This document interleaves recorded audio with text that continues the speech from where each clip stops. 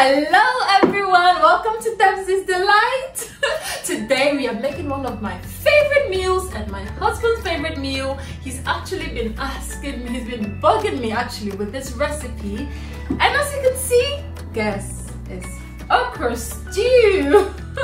This is the tastiest recipe you will ever find. There's no time to waste. I'm actually very hungry, so let's get straight into it. For my ingredients, I've got my okra, fresh tomatoes, pointed peppers or tatashe. I've got my salted fish, pepper, seasonings, onions, ginger, garlic, spinach, salt, soda, shrimp powder, palm oil, smoked mackerel. Hey, if you haven't seen the recipe for this smoked mackerel, you can see it linked on the top now, and you can also find the link in the description box. I've got my assortment of meat, my seafood, my mushrooms, and my snails.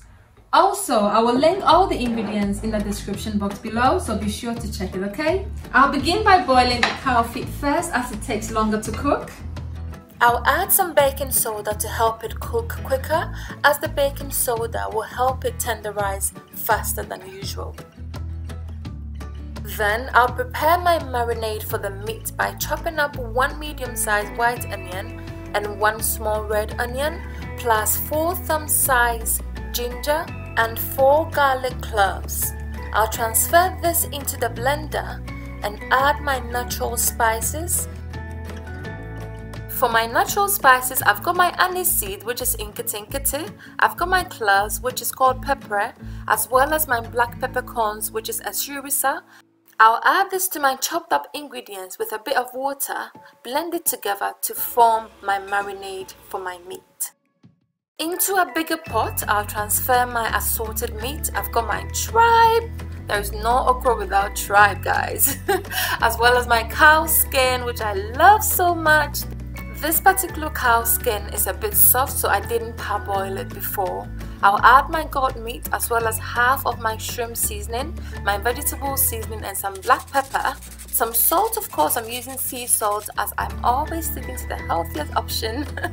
I'll then set about 4 tablespoons of the marinade aside for later use. I'll raise the blender to make sure I've got every piece of the marinade in there. After 20 minutes, my cow leg has cooked beautifully. I'll add it to the rest of the meat and cook it together. I'll then stir it once it comes to a boil, not forgetting that I added bay leaves, which I forgot to mention earlier. Cover it and allow it to cook, and the aroma is heavenly.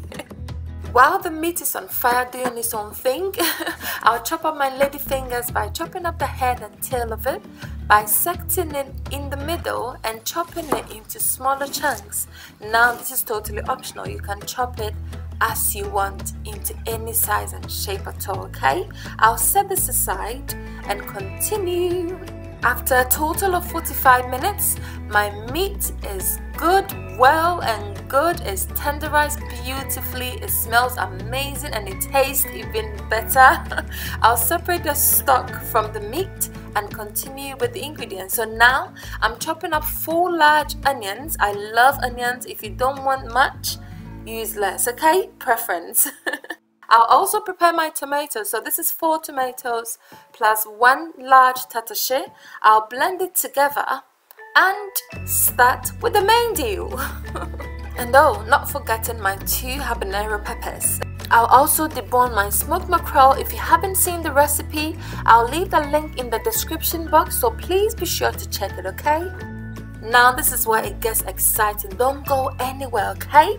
For my seafood, I'm not going to boil it because it's got its own natural juices I love. To me, boiling it with some water takes out some flavor from it. So what I normally do is to fry it, if it makes sense, with a bit of coconut oil, which is also very flavorful. Any seasoning of your choice, some black pepper, and of course some sea salt. Fry this for about 5 minutes or up to 10 minutes actually. And it will release its own juices, as you can see on the screen, and this will cook it the same, retaining its flavor and aroma.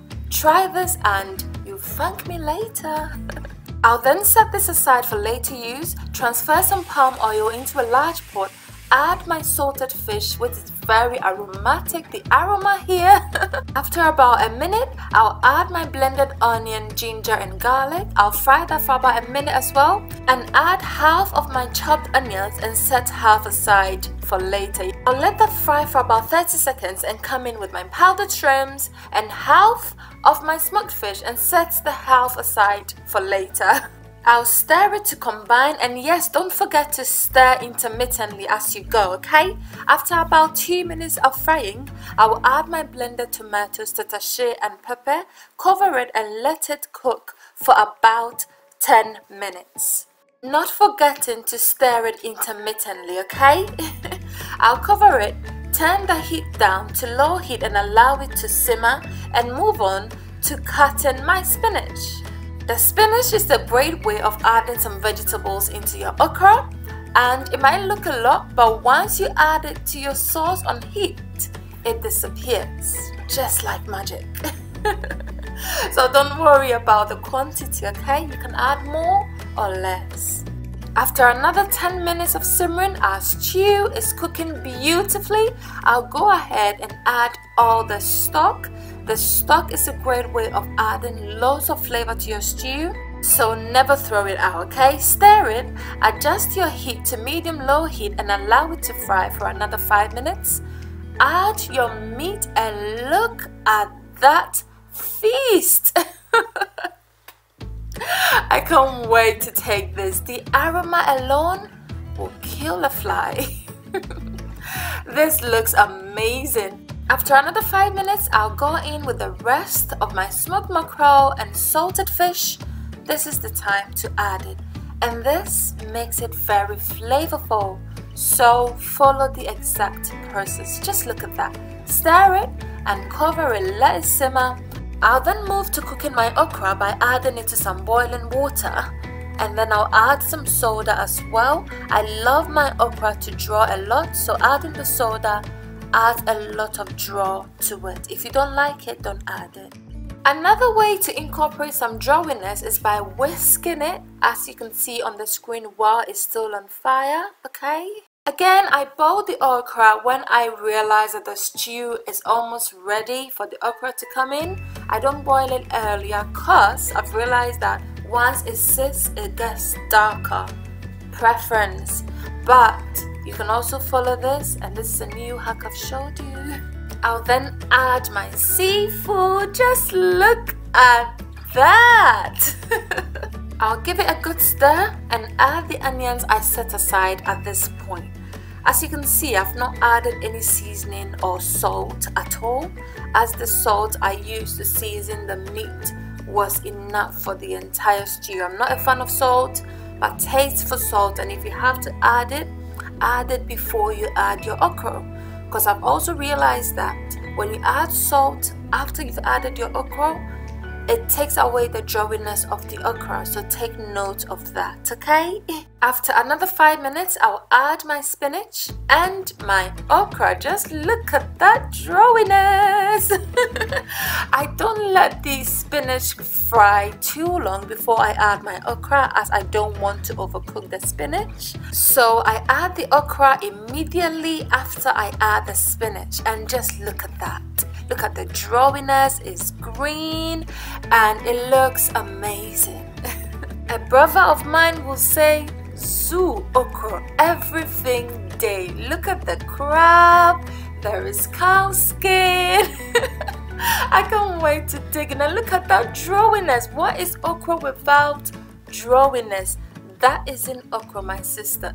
That isn't proper Ghanaian okra. Just look at that. If you're still here and you like what you see, kindly give your sister a big thumbs up, leave a nice comment, share and subscribe if you haven't done so, as it makes me very happy. And just look at the finished product. I added the okra and allowed it to cook for another 5 minutes. As cooking it longer takes away some of the drawiness, so don't cook it any longer than 5 minutes when you add your okra, okay? And it's time to go down. You can enjoy this with some banku or eba or any accompaniment at all of your choice. Of course, I'm going for some banku. Check the link in the description box for the simplest banku recipe. And did you know that you can actually enjoy okra with some rice? If you've done that before, leave it in the comment section and share your story with us. And if you're serving your okra and it's not this messy, I'm sorry, you didn't do a good job. So follow this recipe, recreate it for yourself, and thank me later. Just look at that. It's time to taste! And to taste for us today is a very special person who is very dear to me, and is no other but the best sister-in-law in town, my favorite pharmacist, Akusia!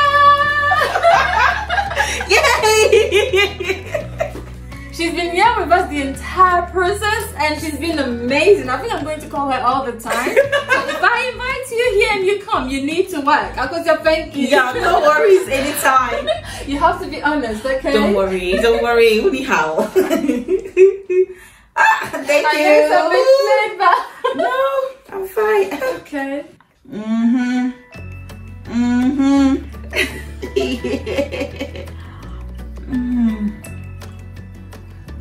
I need to taste it again. I'm going to spill it.